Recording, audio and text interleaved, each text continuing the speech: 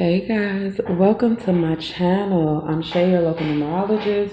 Make sure you like, subscribe, and share. Make sure you are subscribed to my other channels, Queen Spirit 1126 and Answers by Queen Spirit. Alright, so we're picking some random numbers. I'm getting two cards right here.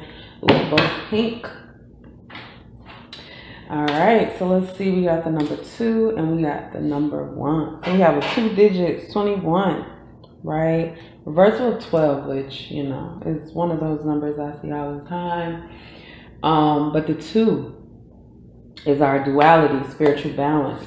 And then we have a 1 here, which represents ourselves, leadership, moving forward. It's like spirit is trying to ignite some kind of fire in you, right?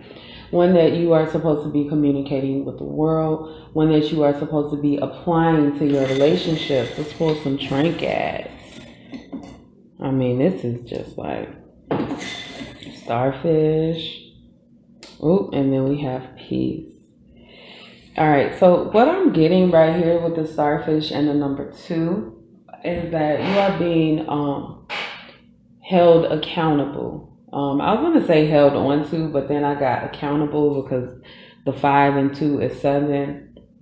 So you are being held accountable for your actions, which means the seeds that you plant are going to grow. They are going to come to fruition.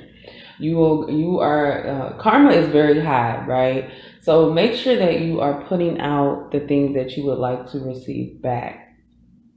It's like, treating people how you want to be treated, but this is like treating everything how you want to be treated. Like the way you act toward yourself, the way you act toward the things that you love, the things that you care about, your job. Like, make sure you are putting in the work that you want to come to fruition, and make sure you are doing things that bring you peace. All right. So this doesn't feel like it's going to be too complicated. I'm going to give these a shuffle. Spirit wants me to pull the playing cards first. So let's see what we got. The 2 and the starfish. All right. Oh, we have the Joker. And in reverse, okay? And this is the little Joker. So I feel like you guys have this pestering energy. Somebody being like a legitimate pest around you. That's trying to block you from something. Somebody's trying to hold on to you. Or it could be something, like it could be you. It could be like an idea that you just refuse to let go of, that you need to remove, or you need to look at it another way. We got the Joker on the bottom. That is crazy as hell. So I really get that somebody is playing too much. Right? Joker is 5 letters, so the number 5 is coming up again. So there definitely needs to be a change in how you see yourself and how you see your connections, right? He's holding the Ace of Swords in his hand, and now it's in reverse. So I'm getting that there's a liar in your midst. Or it could be you. It could be like some kind of cognitive dissonance, something that you aren't seeing because you aren't allowing yourself to see it. So there needs to be a new perspective. I'm also getting that you need to trust in your guides and your spirit team. They're not going to lead you astray, right? And our guides speak to us through signs, symbols, intuition, our thoughts, you know. Okay, let's clarify this 1 and the peace sign. These cards are just, they're together, honey. Clarify this 1. Okay, so we have the 6 of Wands. All right, and the 1 and the 6 is the 7, right? It's the same number that I arrived to over here. So I feel like Spirit is trying to get you guys to the end of a cycle, right? Spirit is trying to get you to move forward out of this hellish thinking, right? The 6 of Wands is looking reverse because most of the clubs are in the opposite direction. All right, so let's say we have 2 of Wands here and 4 of Wands in reverse. The 2 of Wands is about planning. Okay, you can also be stuck in a position of waiting, with the Two of Wands. Whereas the Four of Wands in reverse is kind of this energy of kind of being down, dumped down on, not seeing progress, kind of being in this dark energy where you don't feel appreciated, you don't feel seen, you don't feel valued, right? So a lot of times what people don't understand is that when you are developing, right, and this could be in any instance, any situation, there is a percentage of our value that comes from the outside world, right? That's why when you raise your kids, if you call them strong, if you call them smart, if you call them dumb, if you call them stupid, they're going to live up to that because you place that value on them. So they're going to do their best to live up to the value that you place on them. So when we get into the real world, we find value for our jobs and our house, and we place value on all of these outside things. And Spirit is like, even though that is valid, right, that a certain amount of our value just psychologically comes from other people, you still have to determine the value for yourself by yourself, right? People could be wrong. They could be wrong about you. So you have to make sure that you're giving yourself enough, okay? So the number 6 is also, I don't know why the word profound is coming to me, but the word profound is just speaking to me. Something about relationships, profound relationships. But I do feel like you should take more care of your relationships and stop trying to live up to people's value of you. It's not your responsibility to make sure that you're holding this I don't know, you hold up this picture in somebody else's head. You know what I'm saying? Like, that's not your responsibility. Your responsibility is to take care of yourself and to make sure that you are proud of you, that you are living up to a value that you want to pass down to your kids and to future ancestors, and even past ancestors that are looking at you. You want to make yourself proud. You want to leave a legacy, a good one, okay? Not just any legacy, a good one. Clarify this too. And the 5 of what we got here? I don't know why I said the 5 of that's a starfish. Okay. We got the King of Coins, we got the 9 of Wands, and the 9 of Coins.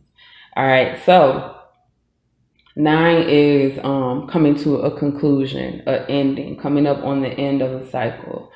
And what I'm getting with the King of Coins is that this is something this is the cycle that you've been stuck in. I always say this about the number 9. 9 plus 9 is 9. 9 plus 9 plus 9 plus 9 is 9. Anytime you add 9 together with itself, it's going to equal 9. So what does that mean, numerologically speaking? It means that if you have everything you need, if you have all the knowledge and you don't take a step forward, right? If you don't apply it, you're going to be stuck in that same cycle. Spirit is going to keep sending you back to keep doing that same thing over and over and over again. And it kind of creates this web, right? So we have the 9 of Wands, which is, it's identified as being the wounded warrior, right? Like, you have gone through a lot. And I feel like there's a lot of pain that you are holding on to. And in my mind, I keep saying it's a mess. You need to let go, right? I think that's Spirit. Spirit's like, it's a mess. You need to let it go. You need to focus on the things that mean something to you. You need to focus on the things that you feel are important. At some point, you need to enjoy the fruits of your labor, okay? So the seeds that you plant, the ones that you want to grow, you need to enjoy them. There's nothing wrong with benefiting from the work that you've done, right? Check under the hood.